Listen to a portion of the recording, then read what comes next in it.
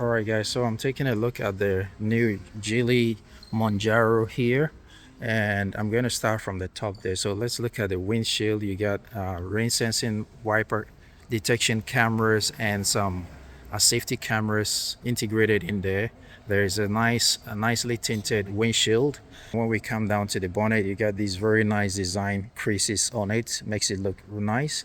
And then we come to the badging area. You got your Geely badging for the Monjaro, and we look at the grille. They have this signature grille which goes vertical and then slants towards the bottom, and underneath the logo, we have a camera there, and we have your number plate placement area. You got your exposed grille. This is a fully gas operated fuel engine. So underneath the bonnet is a 2.0 liter engine, and it's front wheel drive as well. Now let's look at the lighting here. So if you look at it, you can see some daytime running lights in this nice design pattern, and also doubles as your turn signal. And you have your high and low beams in there, all LEDs, looking nice. The front end, I think it's interesting. What do you think? Leave it in the comments. Now let's look at the tires. So this one is sporting some Goodyear tires, coming in size 245 45 rim 20 tires, sitting on these lovely rims. Going to be very easy to clean. Some nice thick brake calipers and disc in there. You got your regular suspension, and inside you got this nice carpet material on the back side towards the cabin, which is going to reduce the noise from outside. And on the front you just have plastic. And if we go to the side, let me just step back so we can see the full length of the car. It's quite a lovely looking SUV. And we come to the mirror. You got your turn signal integrated in there, and you also have your regular style rear view mirror. Being a car in the Geely group, you have some nice design accents here, similar to what you see on Volvo. So the blind spot monitor indicator is this patterned semicircle that we see here. And I'll go around the car before I come to the interior. If we look at the door handles, they are real door handles, not pop-out style, so that's nice. And as you go down, you can see this aluminum trim on the bottom of the door, both front and back. And the windows are nicely blacked out from factory. You can't see it inside, but when you're sat inside the car, you can see out. It's not too dark, so I think it's been nicely done. And if we go to the rear, the tires 245 45 rim 20, same tire size. Got your suspension going on there, and then you also have your carpet material there. So not staggered tires, the same as the front, and this is what the rear end is looking like. And then we go to the rear lighting. You can see the whole assembly starts from here, breaks off here, and continues all the way to the other side. Integrated in the lighting assembly is this chrome trim going all around. So a lot of chrome going on with this car. And if we step to the back proper, start from the top here. So you have your brake light bar here, nicely tinted rear window from factory, and then you have your wiper sitting on there. So it's not one of those hidden underneath. And if I step back, we can see the light bar going all the way to the other side. The design is quite nice and simple. You got your Geely badging lettering here. You go down, and here you have a reverse camera, number plate placement area. You got your proximity sensor sitting on the rear bumper here, a chrome trim sitting within the plastic, and you can see it has good clearance. Even though it's an ICE car, you cannot see the exhaust protruding, so that's nice. And it has good clearance as well. Got some nice reflectors here. And as we go further to the right, you can see 2.0 TD, telling you it's a 2.0 engine. And as we go to the right side, you just have your fuel cup. You press to expose it, just like the good old VW lock-in system, and then you press to shut it. And if I step back, we can see that the design is exactly the same as the left side. So let's continue with the boot. So to open the boot, you just press that and it opens. It's not the most solid feeling I've felt, but it opens quite high, at a height of 183 centimeters. The camera is at my head level, so I'm not going to hit my head on the boot lid. Now if we look at the interior of the boot, it's lined with some nice thick carpet material, and you only see plastic on the edges, but that's fine because this doesn't qualify as a luxury car, and frankly most people just need a car to move around. Now if we look underneath the false floor, there isn't much space going on, but you can put flat bits and pieces here and you'll be fine. And nicely tucked away are your safety triangle, and on the left hand side there's some extra deep storage as well. You got boot lighting on the left. I would have wished there was another boot lighting on the right, but hey, as long as it's bright enough per their testing, that's fine. So that's all there is to this boot. There are no levers or buttons to recline the seat or anything like that. You have to do it the good old way, manually. So you just have a one button on the boot lid to close it, so we just press that and it's gonna shut for us. So very basic stuff in this car. Let's take a look at the rear space. So if I open the door, this one comes in this nice design. You got some nice textured leather here, and as you go here you get wood trim here. Integrated there are your seat recline, electronic seat recline buttons here, and then you have some nice material here, Alcantara in this brown color with this lovely waved pattern stitching. You got a button here to raise and lower your window. You got your door handle here to shut the door, and as you go down you have your door pockets. They are plastic anyway. You got a speaker grill here. You got another speaker grill down here, flying sound. And if we look at the door opening itself, it opens to about, I'll say 60 degrees. It's not the widest I've seen, but it's quite easy to get in, so no complaints there. And if we look at the seats itself, we got the same design pattern, two-tone. So you got Alcantara in the middle, and on the edges you got leather in this brown, and the contrast in the white stitching makes it look really nice. Pardon me, the lighting here is not too good. And as we go back, we can see that the seats are done quite nicely. Isofix anchor points. The seat belt hooks are nicely recessed. Got some nice comfortable soft feeling headrests. If you look in there, there's more than enough space, and there is no hump in the middle, so it's almost completely flat. So it doesn't matter if you get a window seats or the middle seats, you're still gonna be comfortable. And if I just move this handrest down, we got two conventional style cup holders, and they will also double as handrests for the passengers. So unlike many cars where the middle seat is small, probably on the camera you can already see that this one is doable to carry 3 adults. It feels a little bit wider than most cars do have. And then we look here, we have some seat pockets, but these are just netting, so whatever you put there is going to be exposed, so just take note of that. And legroom itself is quite good. I'm 183 centimeters tall. I think legroom is enough. In terms of headroom, I think that is good as well. There's not a ton of it, but I think it's doable for people around my height.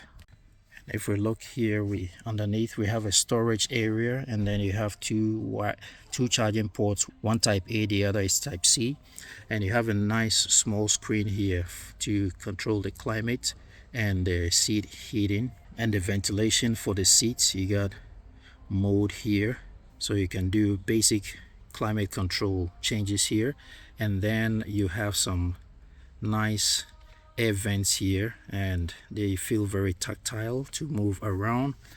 And if you're sat here in the back, this is a view you're going to see of the front, and it's very interesting that we have seat recline forward back on this button. So if you're sat in the back and you want to adjust that seat and there's no one sitting there, you don't need to ask the driver to do that. You can just do that while the driver focuses on driving. Now if we look up here, we got a panoramic roof stretching from the back all the way to the front, but you also have a sunshade here which you can control electronically to shut it all the way to the front on those hot sunny days. So yeah, and if you look at the top, it's all nice Alcantara material. And then we look in here, you got interior lighting, which has a dedicated switch on the left side of it. You got a microphone hole here, and then you got grab handles here. So overall, it's a lovely place to be. I think in terms of space, it's adequate for three in the back. Let's move on now to the front.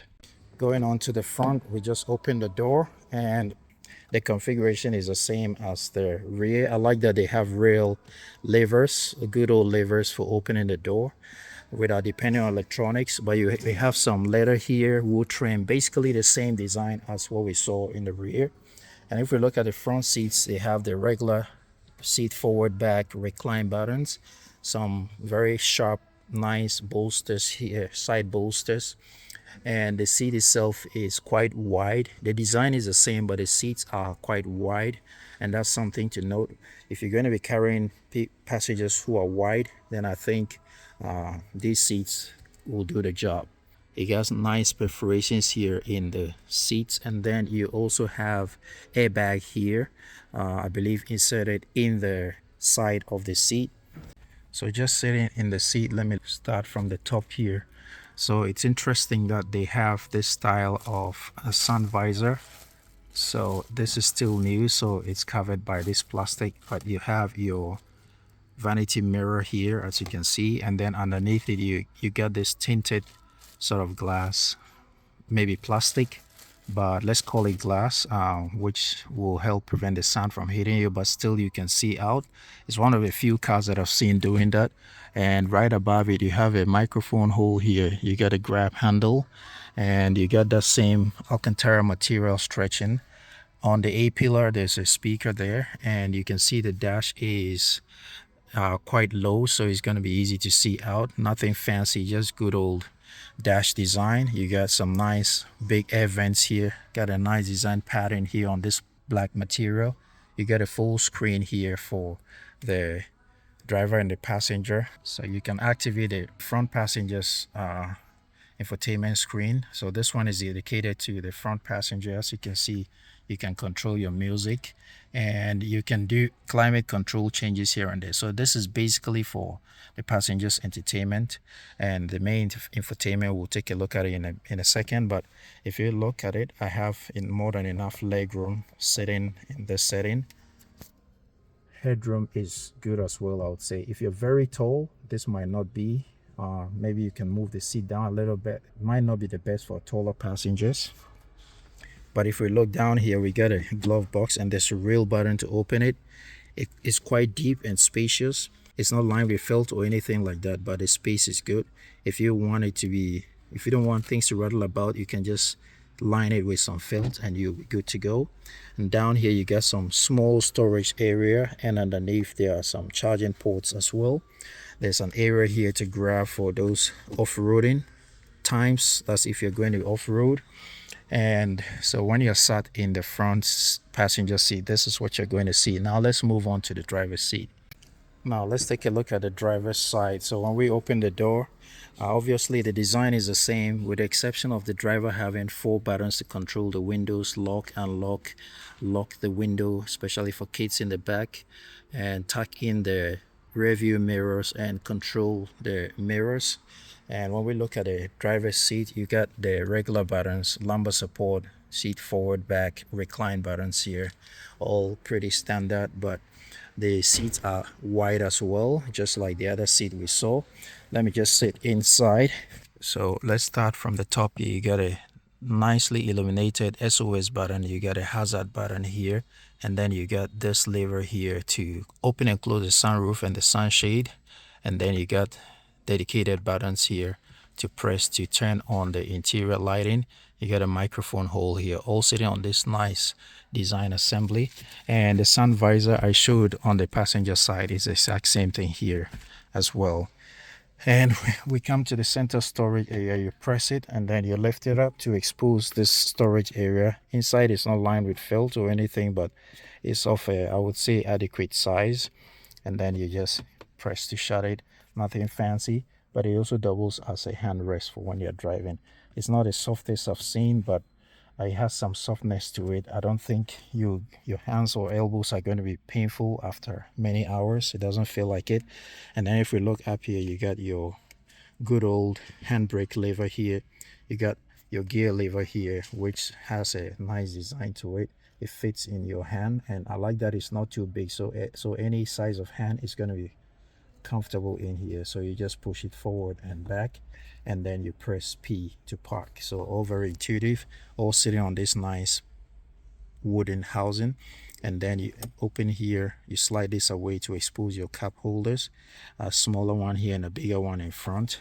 And then you go up here, you got on the left side a wireless charging pad up to about 50 watts, and then on the right side another area to rest your phone. You have real piano key style buttons here to control the climate control, wind direction, wind speed, and that kind of thing.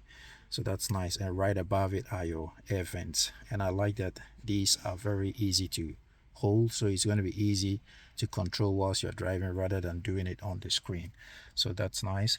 And we come to the steering wheel. It is an almost round steering wheel, and it only flattens a little bit on the bottom, but overall a nice size. You get your nice logo in the middle, which also doubles as your horn, and you got real physical buttons for the controls on the left and the right as well. Voice activation, master mute button, widgets or previous mode, cancel, favorites, adaptive cruise control. So all very nicely laid out. If I just open the door, it's going to activate the big screen that we have in front of us. So this is going to populate all your relevant information on the go.